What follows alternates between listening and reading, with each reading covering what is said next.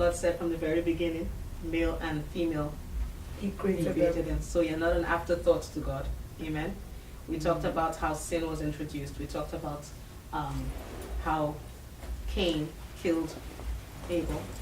We talked about how the first seeds of redemption, we start seeing the shadow of Was sown. God's promise was sown. And just to tell you that God will always have a way ready. He doesn't get surprised by what we're going through. We get surprised by the problems. Sometimes we make all these plans and then boom, something happens and it's like we just lose it, but God always has a way of escape. Amen? Amen. And another person, we talked about Abraham being the father of faith. Yeah. Who else do we know in Genesis? Oh, we saw Isaac. We saw Isaac. Amen. We Who saw was Jacob. Isaac? Isaac was a child of promise. After 25 years, can you believe that? 25 years. How many of us can hold for 2 years? I don't know.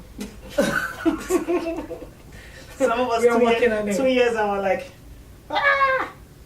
And he held on. Jesus! He held on. So we He see held the on. child of promise that came as a result of Abraham's faith in God.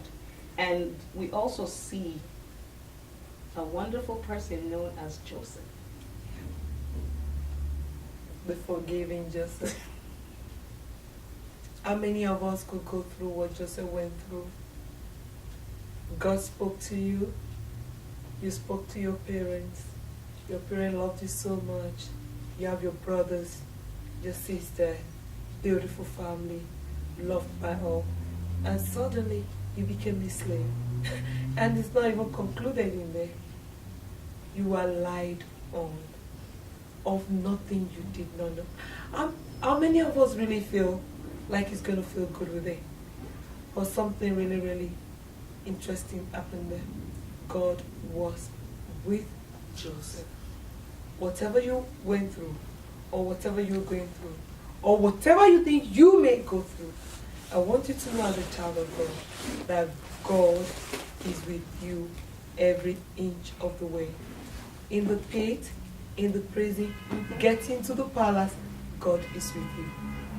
That is a testament to God working everything out for your good. Yeah.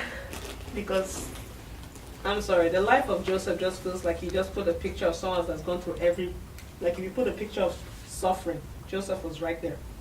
See a picture of Joseph there. It's like, how many things can one person Go through in life. go through? Your family dumped you. You got employment as a slave, mind you. It's not like he was some kind of good job. You were lied on. Yeah. You were thrown in jail. And you became the chief. You The became the best. chief ward, but you were still a jail. I'm sorry, you were still a prisoner.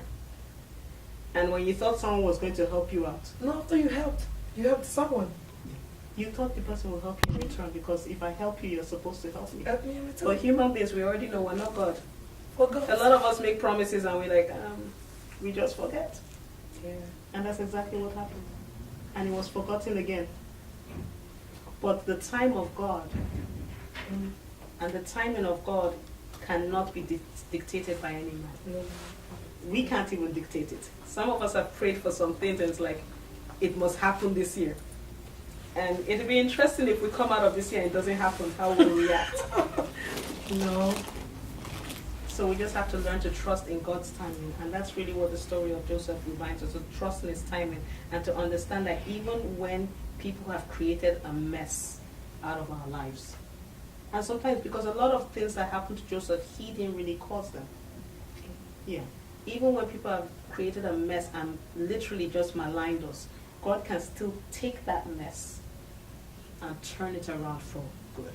And that's why Joseph could say to his brothers, what you meant for evil, God turned it around for good. Amen? So that really, and that for us, that's our little topic on what we've learned so far in Genesis. And I believe we still have more comments coming through.